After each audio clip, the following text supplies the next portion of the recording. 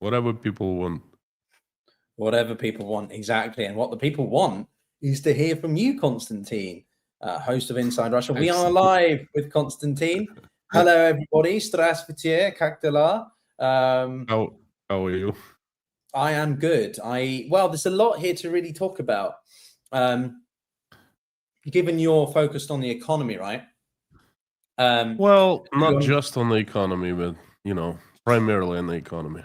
A large proportion of it about the economy. So I definitely wanted to discuss the next hour. For those of you joining, we're going to be chatting with Konstantin for the next hour to hear about his thoughts on, well, let's start with it. What did you make of Putin's comments around defense cuts? I released a video on that yesterday. It's doing pretty well. Thank you, all of you who have supported that and have joined since that one, by the way. But he said, we may have to actually look at defense cuts in the next 3 years. That's quite a big deal, no? It is quite a big deal. It's a huge deal, and that's the deal that is going to bury him. And that's what I believe in. I believe that the victory for Ukraine will not come from the front lines. I mean, the sheer amount of advantage in people that Russia has over Ukraine won't allow Ukrainians to take all the lands back. I mean, 24 million versus 146 million. But I believe that the victory will come from inside Moscow, from the inside Kremlin. And there are two pathways for that, the possibilities. First is the economy; it will just collapse. And the second, one of the power groups, power clans, will decide to take power into their hands. Okay, so it's very real. What he's saying is very real.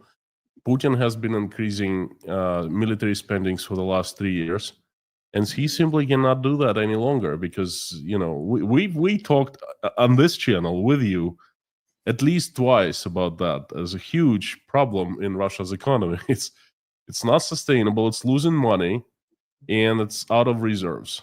So there's simply no money left to spend to cover existing expenses, let alone, future increases. Yes, they will have to cut everything, including defense spendings.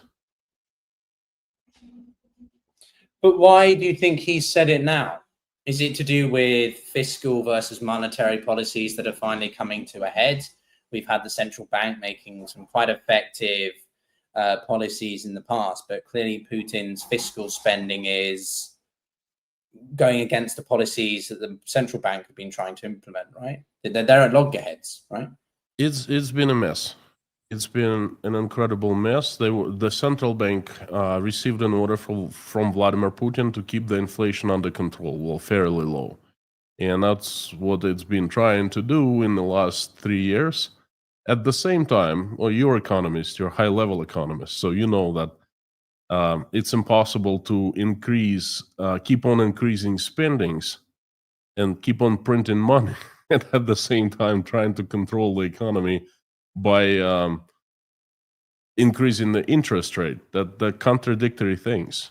You increase the interest rate to dry the economy of money, to take the existing money and so people take and businesses take to savings accounts and start earning interest, right? And then at the same time, the other hand of Russian government keeps on spending more and more and more and more. And it's just this policy of the central bank just didn't work. The inflation is galloping at this point. So it's a chaos. I would say it's a chaos. And at this point, I have a feeling that Russian officials who are responsible for running the economy, for keeping things going in Russia, they are in panic. And we saw that clearly at St. Petersburg Economic Forum. They start finger pointing. They start blaming each other. They start saying, well, you know what, the situation is bad and so forth. And they know that they will be blamed for the economy. Putin is a person who has basically destroyed Russian economy, okay? But Putin cannot be wrong, as we know. The Tsar is the son There are no spots on the sun. And it must be those who he placed in charge to run things. They made mistakes. Or perhaps they are even working for the enemies. They must be punished. And they will be punished. And these people understand that. And they're panicking. But why is this time different? I mean, I personally do genuinely think this time is different. Again, because of some of the things that we're seeing behind the scenes. Plus, whenever Putin makes a statement like this, he only does so when he really is back against the corner, right? He has no other option but to publicly acknowledge it. So, but are we still going to see Russia somehow wiggle its way out and continue to be resilient and avoid issues, or you don't think it really is? This is different.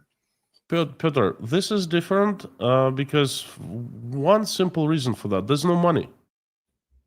They have spent all the reserves they had.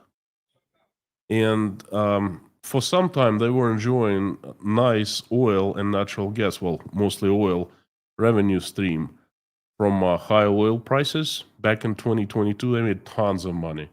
Russia earned a lot. But now the prices of oil are down, and Russia is close to that point where it's not going to be making any money, but losing money selling oil, because Russia has high cost of actually getting oil out of the ground, pumping oil. So that's why Putin is acknowledging this, and you're absolutely right. He says things like that only when it gets real bad, when it cannot be sugarcoated or silenced any longer. Okay, I mean, you can sugarcoat, let's say, price of potato, like saying, "No, everything's fine in the Russian agriculture," all you want. But when a person goes to a store, food store, and can't afford potatoes because there are no potatoes that were grown in Russia, only imported from Egypt or Pakistan, and they cost an arm and a leg, unaffordable. You can't sugarcoat that. Okay, that's when Putin comes out and says, "I'm sorry, but we're out of potatoes." Yes. Well, on that point, there was I think an article or something, some of the comments in the video that I posted yesterday, people saying that some shops are actually not even selling entire loaves of bread, that some Russians are not able to get more than a couple of slices. Is that true? Have you read about that? Could you please repeat that? I kind of lost the signal a bit. There is reports that some Russian shops are not selling entire loaves of bread. Yeah. That people can only buy slices of bread in some instances. Is that true, or is that again Western sensationalism? I personally have not seen the reports, but I think that something like that is happening. Only it's not slices, but perhaps historically, back in the USSR, we could buy half of loaf of bread. Okay, Right. Loaf of bread used to cost 20 kopecks, and if you didn't have that, you could buy half for 10. And that would be literally a person at the store would be cutting loaves of bread in half. So I think that is possible right now. But I have heard and I've seen the reports of people saying, "You know what, we can't afford potatoes any longer. We switch to bread, water, and pasta. That's still available, and it's fairly cheap. It's low-grade stuff." Potatoes always was the foundation of Russian diet. Okay, we didn't starve in the USSR because we had potatoes, plenty of potatoes, always. No matter how hard things got, we had potatoes, and you can make lots of dishes out of potatoes. Russian women were so resourceful. Add a little bit of meat, you can get 10 dishes with meat. You can fry it, you can boil it, you can stew it, all kinds of stuff. And right now, the situation is actually getting worse than in the USSR because potatoes are gone. So I believe that extreme cases start appearing here and there in Russia. It's not massive cases of what you just said about bread, but you watch a few more months, and let's put it this way, this coming winter will be real tough for many Russian people. Like a lot of things, winter could potentially be the decisive factor, general winter, but this time, instead of against a foreign entity that invades Russia or the Soviet Union, it is against Russia itself or Putin. Interesting. Okay, so the other thing that I was very curious about and that I mentioned in this video was about these new laws that are being introduced, a crackdown in what can make you a criminal. So if you discuss even the most basic of things, you can be tried under criminal law. Have you read about that? There was an interesting article in Bloomberg. Could you take us through what some of these revisements to the law is?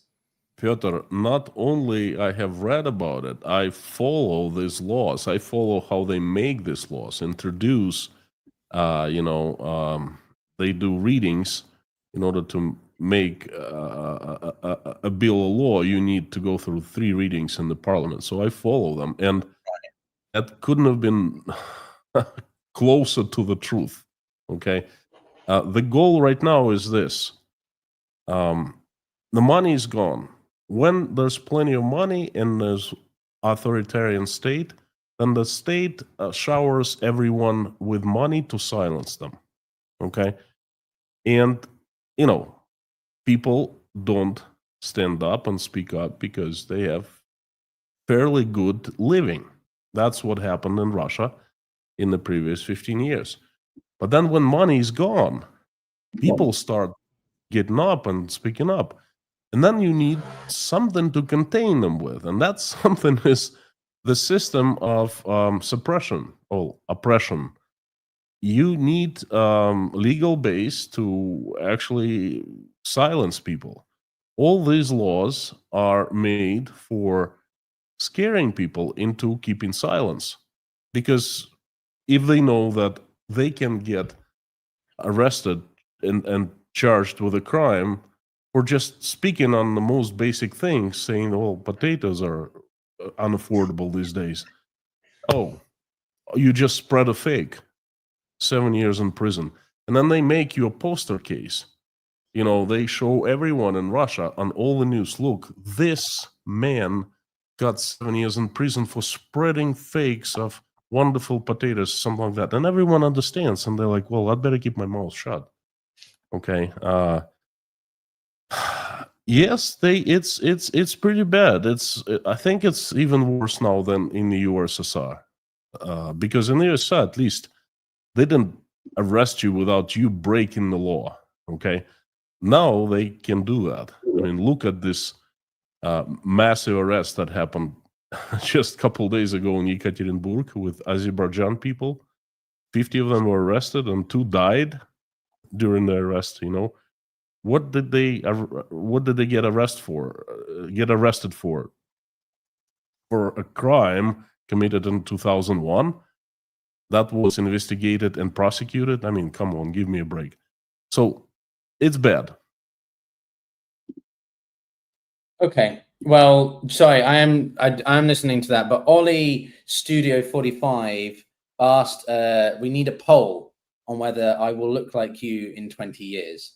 So I have made a poll on my YouTube community page, guys. If you want to go and vote, will I look like Konstantin, nothing like him, better or worse? Just a little bit of fun whilst we have this conversation. But yeah, make sure you cut down on that vodka. Well, this is rum. So next to I have a rum bottle and I have a cactus here, which is I mean, just to be fair, this isn't my normal recording studio. I have been staying at a friend's house for the past 2 weeks because I have had no internet, and my house is in a mews in the central London, so there's very poor internet or cell reception. So I am anyway. This is not my usual setup, as you probably know, Konstantin. But anyway, so one of the things that I thought was very interesting about some of the crackdowns on this law, Konstantin, and I do want your thoughts as well, is the reduction in publication of statistics. We've seen the Chinese do this with the demographics, youth unemployment, and other economic indicators. What does that tell you are we going to see a general mobilization by the Russians at this point? There are more and more signs every day that we will see a mobilization. I'm not sure how general it's going to be because, what is general mobilization? Like in World War II? Probably not. But mobilizing Russian men in large quantities, yes. We definitely see signs, more and more signs. They started decreasing sign-up bonuses, and that's a huge sign because people, they've exhausted all available human resources. People who would wanted to go and sign up and then receive that money. And some provinces, that's provincial budgets, by the way, that's not federal budgets, that money was coming from. That's huge amounts, 3 million rubles, which is what, $40,000, unheard of. Imagine a person earns $400 all his life doing just regular work, like driving buses, for example. And then all of a sudden he goes and signs up to go and fight in Ukraine to kill Ukrainians. And then sign-up bonus is $40,000. And then he receives, $2,500 every month. Whoa. So there are very few people left who sign up. That we've seen the numbers dropped. We've seen this incredible high-tech system put in place when they announced, declared mobilization in 2022. There was chaos among government agencies. For example, you were the agency responsible for mobilization was the mobilization center, Военкомат, and it was equipment there was outdated. They didn't have computer databases. They had like paper folders with dossiers, you know what I mean? And they actually had to go and physically give you the повестка, a paper saying that you've been mobilized, okay? And then the Russian law stated that if they didn't give it to you by hand, then you were not responsible to show up at the mobilization center. So a lot of men, and I mean, I witnessed it myself, a lot of men were seeing that people from mobilization, the officers or whatever, the employees came to their doors. They didn't open the doors, and then they would eventually leave. And people would just get up and run to the closest, nearest airport and just jump on any flight out of Russia. And at the passport control officers, they had no clue that mobilization paper was issued. Okay, so they would let you out of Russia because there was no communication between the agencies. And that started changing in early November 2007. The KGB was placed in charge.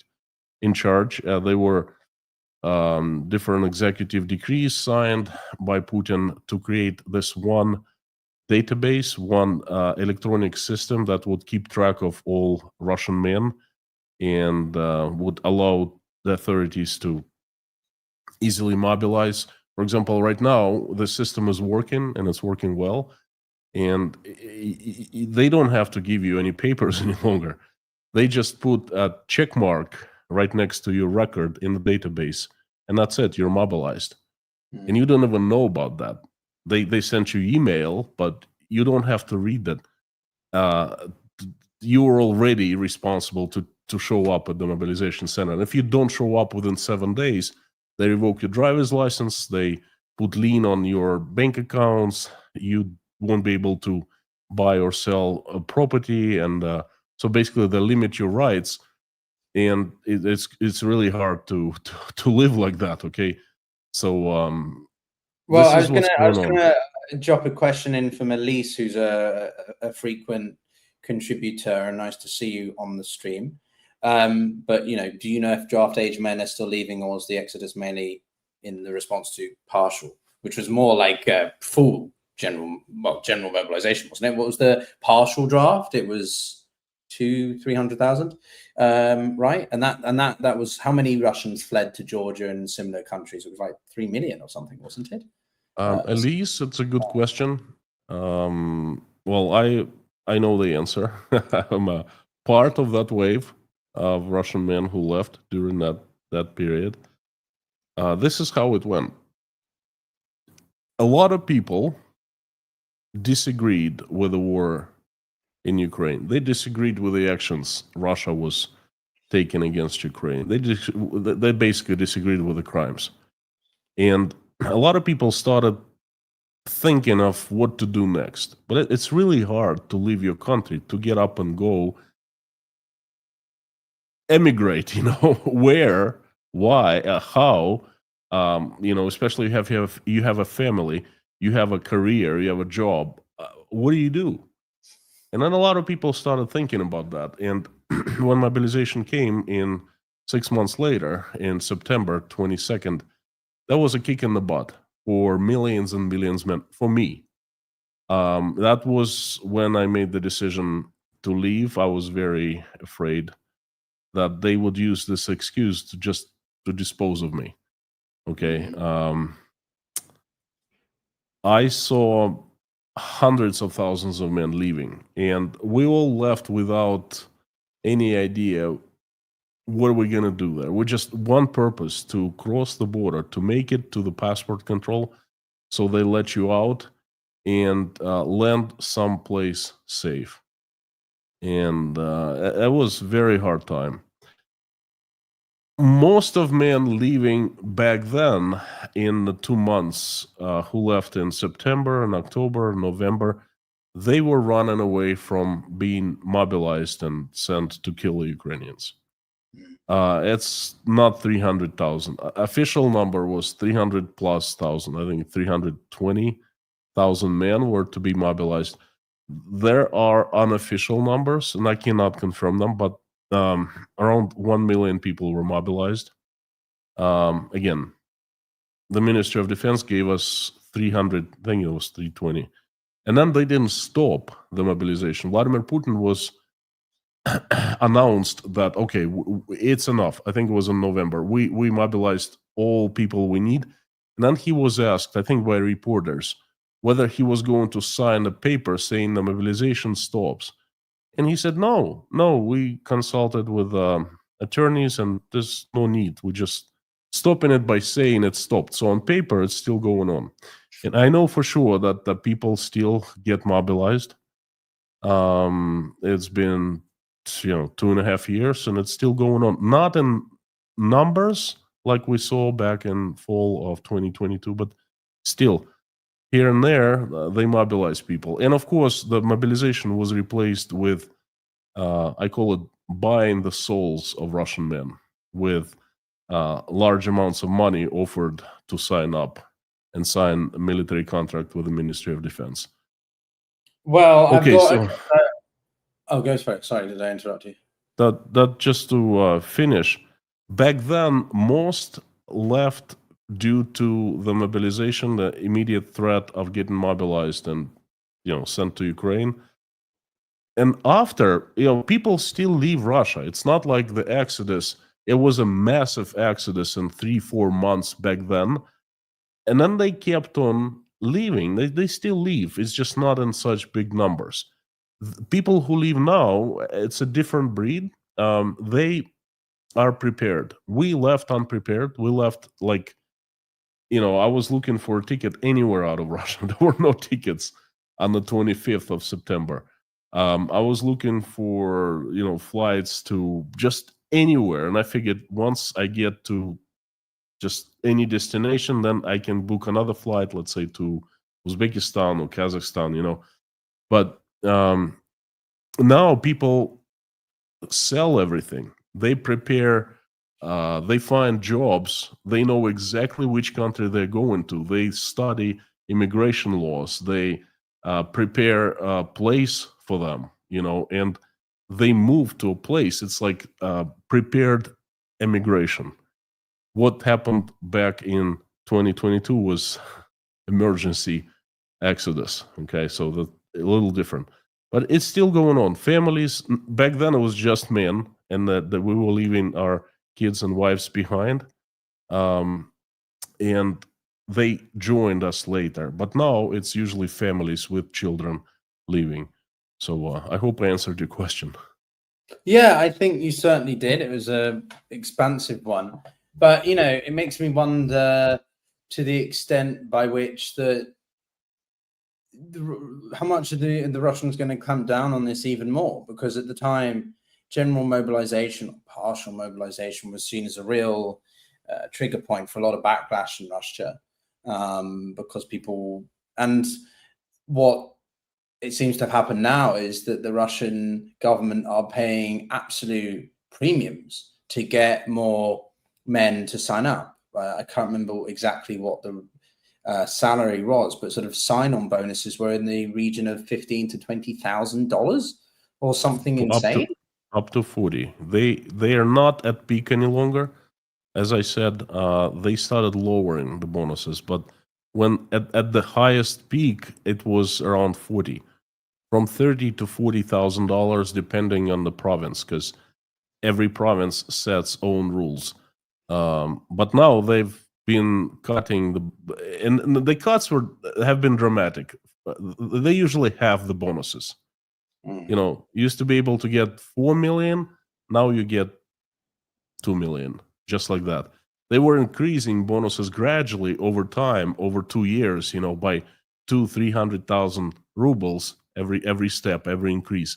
But now it's, instead of 4, it's 2. Boom, just like that. No explanation. It's just, I think there are two problems. They don't have money, and they don't have that many people who sign up any longer. All signed up, and most probably dead. So it has had a good question, which was actually something I was going to ask. So I think I'll bring it in because it relates. Is general mobilization needed for the Ukrainian front just, in your opinion, Konstantin, or is it a sign of possible expansion? Because Bloomberg also released a war game analyzing what a Russian assault would look like, primarily, I think, targeting the Baltics/Poland. What's your take then? I believe that there will be absolutely no further expansion. For one simple reason. I think Putin wants to expand, but he can't. Look what's happening in Ukraine. Ukrainians just staged a counteroffensive. Well, a small one, but they drove at some parts of the front lines. They drove Russians back. Russians have been making announcements of taking more and more land of Ukraine, making a so-called the buffer zone, but they're not advancing. They have not been able to do so. And the data that I receive, or the information I receive, sometimes I see something from the front lines here and there. The situation in Russian army on the front lines is dire. Soldiers are begging for support, for food, for clothing, for armor, for weapons that is not provided by the Ministry of Defense. Russia does not have this well-oiled, scary, large, powerful military machine. It's an old Lada that's basically fallen apart without wheels and without steering wheel and things like that. So they can't get success in Ukraine. How can they expand anywhere else? I mean, it's crazy. The Baltics are covered by the Article 5 of NATO. And I mean, there are questions about whether the United States would step in and honor Article 5. But hey, you know what? I think Putin is still scared of the Article 5. And the country is falling apart. The tide has turned. It was trying to expand. Now they'll be trying to defend. That's why you started the live stream. You asked my opinion on Putin's speech about cutting the military defense budget, the military spendings. He would love to spend more, but it's just he can't, because the economy is at the base of everything, and it's not falling apart. It has fallen apart. Yeah, I personally think that, well, let's think about it, right? Putin's goal was to disband or significantly dismember NATO. And what did he do? He ended up making Finland join and more than doubling the original border with NATO. Yes. What, 800 kilometers plus added to NATO? So it's not about NATO. Sure, you can argue whether or not NATO has been a factor in hypocrisy or something. But Putin's primary motivations vis-a-vis Ukraine and more broadly is not about NATO, never has been. But what do you think, therefore, about Putin's capacity to control the narrative still? Because as it stands, he has been able to filter information, dominate things in a way that many other heads of state would love to. Well, an aspiring Trump, for example, but he seems to be slipping. Pardon me, I missed the word. You asked me a question, I missed it. Well, I was framing the question, which is that simply, is Putin losing the ability to control the narrative in Russia? No, he still controls the narrative. He still is in charge of Russia. And to the outsider, it appears that his power is the strongest, as strong as ever. Well, there's one problem, though, and that's called the money, the economy. Putin still is in charge of the vertical of power. Those 18 government agencies, some of them are armed and have legal rights to use violence against Russian citizens. That's what his power is based on. Okay, that's his precious. He's still in charge of everyone, the prosecution, the KGB, the secret police, the army. But what happens when he starts cutting military budget? Or what happens when, policemen start receiving their salaries late? That is going to undermine his power by a great deal. That's going to infuse quite a bit of chaos into the Russian society and the vertical of power too. I start drawing more and more parallels with late USSR. I remember clearly what was happening in 1989, 1990, 1991. And same thing. The Russian state seemed solid, strong, powerful. If you looked at the military parades on the Red Square on November 7th, ooh, whoa, very, very, very powerful, very picturesque, And then the Politburo was in charge of the country, and they controlled all the narrative.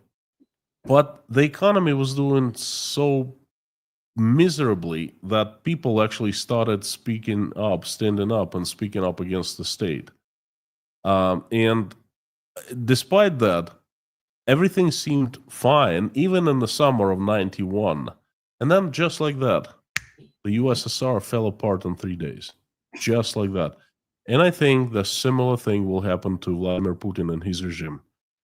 Something will happen, and I don't know what, but perhaps it's a coup of some kind by one of his best friends, perhaps, or one of his servants, or perhaps by one of a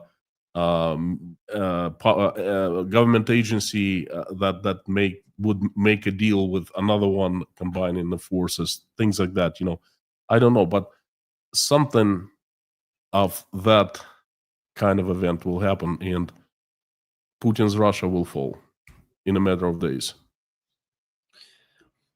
I think one of the most remarkable things about the dissolution of the USSR was the August 91 coup with the tank against the White House, right? Not the US White House, the other one. But it's remarkable that didn't escalate into something much more major, international or cross-border. And I think that was one of the precursory events, right, that really led to the eventual breakup in December. No. There weren't any tanks in 91. There weren't. You are mistaken with 93, the coup against Boris Yeltsin. They were shooting at the White House, where the Russian parliament was making laws against trying to topple Boris Yeltsin. Pretty sure I know the USSR fell apart peacefully. Okay, they sent tanks, and actually the reason the USSR fell apart was the Politburo made a decision to shoot at people, at the protesters, and they sent the tanks. And the young general who was in charge, he disobeyed the order. He said, "I'm not going to shoot at people." And he gave the order to his tank battalion to turn around and leave. And as soon as they started leaving, the rumors started spreading like fire. And, it was like a cart house started falling down. And that's why the USSR fell down. Okay, that's pretty remarkable. It was a remarkable day, remarkable situation. Yeah, I mean, I know the one I mean. It was I'll show it to you because I think it's worth the picture. I mean, it's remarkably infamous. Yeah, right? the tanks are shooting Yeah, at the White House, and it is black. That's yeah, but this is 1991. This is but there weren't no tanks, and they weren't shooting at the White House. He's standing on a tank, Konstantin. That is a tank. I think that's not a tank. That's BMP, I believe. Okay, all right. But so that's 91. You're right. That is 91. Yeah, that's 100%. That's the one I'm talking I remember. about, right? Okay, maybe yes, I didn't. You're right. Maybe there aren't tanks in it, but I know. There's a very famous picture of Russian tanks shooting at the White House, and the White House is on fire. Yeah, Fair enough. Okay, so they actually shot at it. Okay, fair enough. Yeah.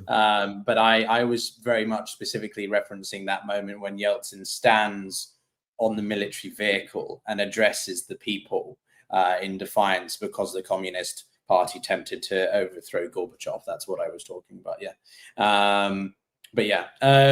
Interesting. But okay, so moving a bit forward, you mentioned about Putin's inability to control the narrative to an extent because of the economy, but also because of the events that happened around Ukraine and the incursions of drones, right? Operation Spiderweb, which we've done a lot of coverage on the channel about, and if people want to hear more, they can find a really good video with a couple of drone experts. But what was your thoughts about that? Because the last time we had a stream together, I think was a month ago. Let me just have a look on the live streams. Yeah, it was a month ago. We covered Victory Day. Oh, okay, so almost 2 months ago. Goodness me, how could we have not spoken almost 2 months, Konstantin? You missed me too much. What did you think of the drone attacks and Spiderweb? An incredible operation, military operation that is going to be written in many military textbooks and will be studied. What can I say? Russia was hit. The Ukrainians dealt huge damage to Russian army's ability to use its nuclear potential. Russia was humiliated, and everyone saw that. How easy it is to destroy Russia's strategical nuclear bombers. And Ukrainians showed, the holy grail, the nuclear bombers themselves, how they're not covered by anything. They're just in the elements with tires on top of them. I mean, that was just absolutely incredible. I think it was a brilliant operation. I don't know what else I can add to that. No, it was remarkable stuff. Espionage, covert, cloak and dagger kind of stuff. But I don't know, perhaps you're not a military man, but what does this reveal about Russia's capacity to rebuild, right? You've lost some major military assets through some very, frankly, quite embarrassing attacks because these bombers can't be replaced, or the damage to them, the components can't be replaced, right? Because they're not produced anymore. So that's not just the components, but the planes themselves. First of all, part of those planes were made in Ukraine, manufactured in Ukraine, because Ukraine was a military industrial complex hub back in the USSR. And then it's just they can't replace those parts that were made in Ukraine. And then they can't make planes any longer because the factories are not there. Okay. We're talking about those big planes that carry nuclear bombs. Piotr, that's something of a grand magnitude. Let's get down to the ground. in Stavropol, I'm going to give you an example, so it'll tell you a lot about the current state of Russian state, Russian government, its economy, its military-industrial complex. In Stavropol province, that is south of Russia, there was a company, private company, a part of military-industrial complex that was producing components for the planes, the fighter jets, the military planes.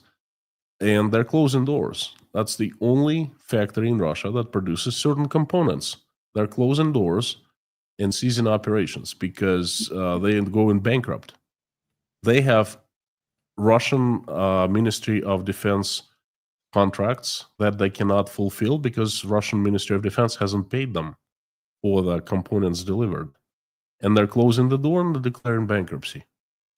I mean, what does it tell you about the current state of Russian military, Russian government, Russian economy? Well, a fair amount. I think it's also done a lot for the military element, hasn't it? It's really revealed that you don't necessarily need high-end, complex military assets to be a force on the battlefield. And Russia seems to just be constantly playing catch-up relative to the Ukrainians in the form of these Ukrainian drones and sort of more asymmetric warfare, if you know what I mean. So do you think the Russians have that ability to sort of make up for that? Or it's getting so far in at this point, they're just too far behind? If we look at the big picture of this war, Russia has not been prepared. It's been Putin has been making situational decisions for one simple reason. He didn't intend to start a major war. He was not prepared for a major war. He was not prepared for declaring mobilization. It's officially, it's 300,000 men mobilized in 2022, and officially it's 750,000 men signed up for as volunteers. They signed up and received money for that. So that's over 1 million people, just official data. Unofficially, probably much more. He was not prepared for that. The country, if it wants to invade another country, prepares for years. Okay, it prepares the economy, it prepares people's brains, it prepares military, industrial complex, its army. Russia, just at the first days of the war, it fell apart everywhere. Russian army, Russian economy was in panic. If you remember first days, Russian officials kept silence for 7 days. They couldn't believe that Russia invaded Ukraine. Okay. This is chaos, and it's still chaos. Okay. This unpreparedness has led Russia and Putin to this point where Russian economy is in landslide of magnitude we have not seen before, not even the 90s, okay? And they don't really know what to do. They're very situational. If they have one problem, they try to decide it, to solve it, usually Putin solves problems with flooding it with money. He doesn't have any money. He doesn't have money left. Just one... What's that? Pushing people out of windows. Well, no, not really. That's not him. He likes to flood them with money. For example, about in 2023, there was a movement born. The wives, daughters, and mothers of the mobilized men who were mobilized 1 year prior in 2022.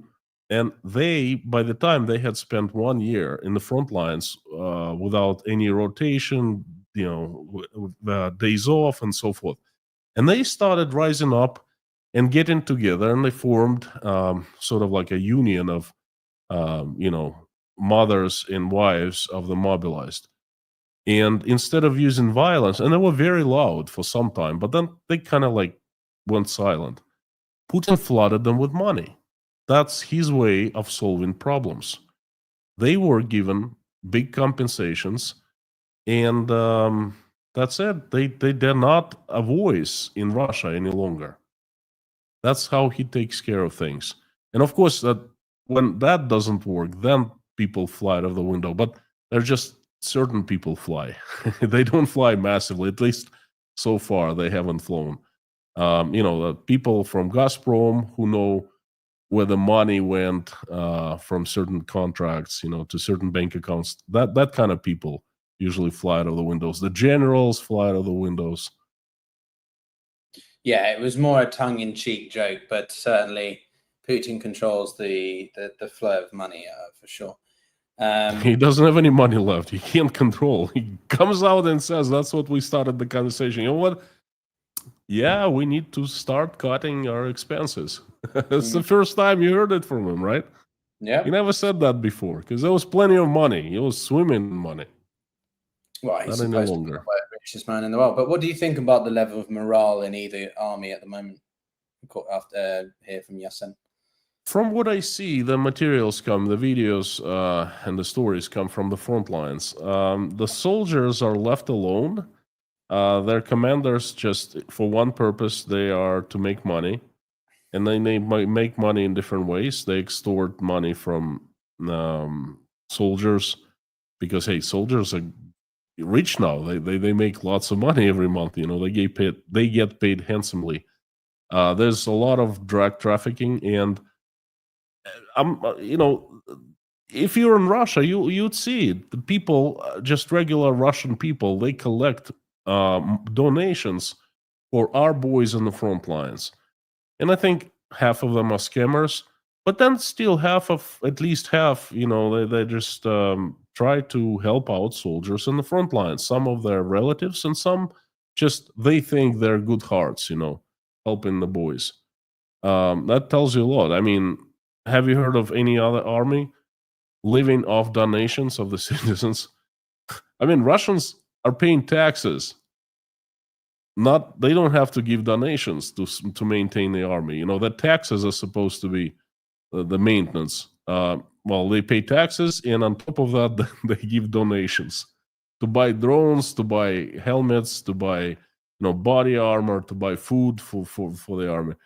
I mean, we can only imagine what kind of morale can be in the front lines when this is happening. Yeah, but the whole point is that the Russians are making gains tactically. Sumi's under pressure. They retook back Kursk, all this sort of stuff. Making gains? Where are you getting this information from? The pro-Russian crowd, the Kremlinites, Russia Today. Is that? Oh, you're telling me it's not true? I thought it was very accurate. Of course, it's true. Of course, it's true. No, I mean, again, I think it's always absurd when people talk about this Russia's winning. Well, they're not, because they haven't taken over Ukraine, which you would have thought was a piece of cake. So they're not winning. No one wins. 3 days. 3 days. So, Ukraine's going to take us 3 days to take Ukraine. And have you read anything else more about the North Korean element? Because finally, after months where the North Koreans and the Kremlin were denying they were anywhere on the Western Front, it was revealed that they were, mainly because POWs were found and also, corpses. So, have you heard anything else on that front? I have. As you remember, we spoke right before May 9th celebrations. I think May 6th or something like that. And then I made liberty to forecast that Putin was going to announce his victory at the parade, and he did with fanfare. And then they admitted that there were North Koreans fighting on the Russian side, and the North Koreans took place in the parade. And the generals took place in the parade, and Putin spoke extensively with one of North Korean generals. And just today, I got the news that there are talks. I'm not sure the decision has been made or not, but there are talks about North Koreans sending 30,000 more troops to the Ukrainian front lines, to Ukraine. So that's the latest. I mean, they're still cooperating. They're still talking.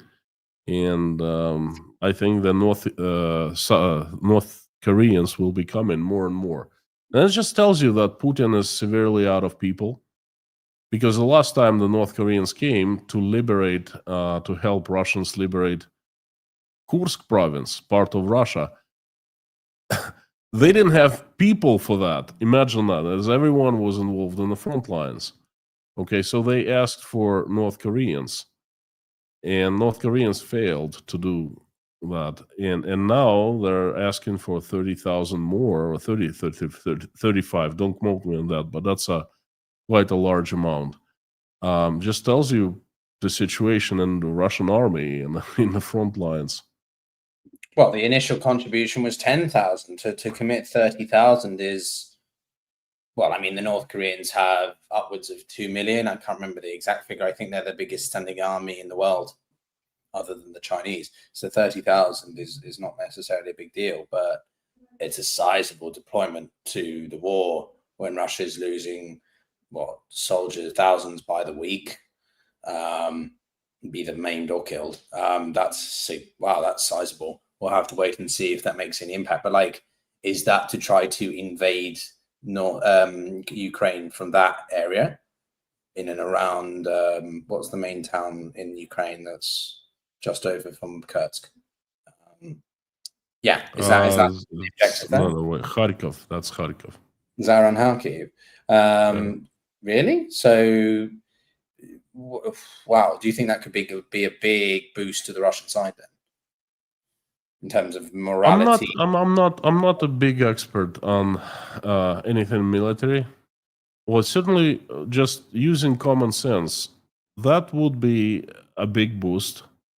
But would it be enough to actually break the situation in Ukraine and start advancing? And no, Russia has lost.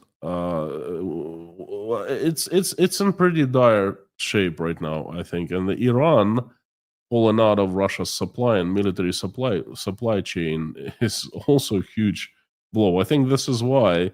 Well, this could be why they're asking for North Koreans, because they're not getting any more components like motors and some electronic components from Iranians, to produce Shahid drones. They assemble them in Russia, but the Iranians supplied with key components. Perhaps that's what they're trying to do, to supplement drones with North Koreans. So probably not. My bet is no. It might help, but it will not break the situation. It's not going to happen. Yeah, I agree. I mean, it depends on their training, doesn't it? Igor's mind makes a good point. Like, is it going to be better or worse? To be honest, I don't really know the level of competency of North Korean soldiers, because they're not exactly a very open or transparent nation. What about China? One of the other points I made in my video from yesterday is the provision of Russian metals, precious metals, to China at rates that are absurd. Nickel is up more than double. Copper and aluminium are in huge surges, about 60%, 50% respectively, I think. In price or in quantities? Quantities. Well, this is a recent phenomena, okay? I cannot explain at this point. Perhaps there is a possibility of Lindsey Graham, a U.S. senator, introducing this new, sanctions bill and getting it passed. And then China would be slapped with 500% tax or tariffs for if it keeps on buying Russian metals or Russian oil. Perhaps they're stockpiling, but perhaps the Chinese know something we don't. They're trying to stockpile. They're trying to get as much as they can. But from what I understand, this is a very recent phenomenon, and it's not going to last long. Yeah, I mean, the Chinese trade between these two has hit a value of more than 240 billion at this point, and obviously that is highly in favor of China. Russia is increasingly effectively a client state at this point, supplying China with whatever it needs, and almost at a significant discount as well, right? We saw the disagreements between these two over the Siberian 2 pipeline late last year.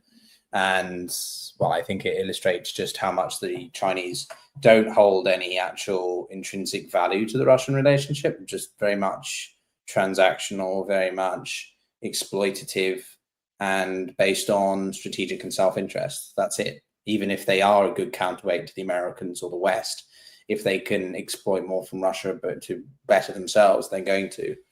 So, yeah, I mean, I don't see the Chinese are not Russia's friend. The Chinese, you nailed it. They're exploiting Russia in any way they can, and they're using the situation that Russia has created to their own advantage, or at least they're trying to use it. That's all. Yeah, they're what you call belligerently neutral, or belligerent neutrality. They hold belligerent neutrality, right? They claim to be neutral, but they do favor Russia. And they don't favor Russia for ideological reasons like the Americans may have done with the British in the Second World War or something. It's again because of their long-term strategic gains and what they can see benefiting from them. But I guess sort of my last question for you, Konstantin, as we have this hour together, is what do you reckon will happen over the next few weeks in the summer? I'm sure we'll reconvene before that, but I don't know. I always like to ask you forward-thinking thoughts. You're talking about Russia. What will happen in Russia? Yeah, let's go there. It's going to be quiet. Next 6 to 7 weeks are going to be quiet. Historically, Russians slow down in the summer months, in July and August. Historically, half of the country takes vacations and goes someplace warm, which is that is not a great selection of places warm in Russia, as you know. They go to the seaside, and this is what they're going to be doing, taking vacations. And Russian senators are going to be on vacations. Not sure what Vladimir Putin. And once the vacation season is over, there's going to be a huge activity closer to September, starting, August 15th. There will be bunch of news coming up. There will be actions of the government. There will be new laws taking effect, because a slew of new laws take effect on September 1st. There will be activity from the government agency Siloviki. They're going to be cracking down on people more and more. There's going to be a storm in the Russian stores. There's going to be trouble in Russian agriculture because there are many issues with Russian agriculture. It's going to be different. It's going to be feverish. It's going to be eventful.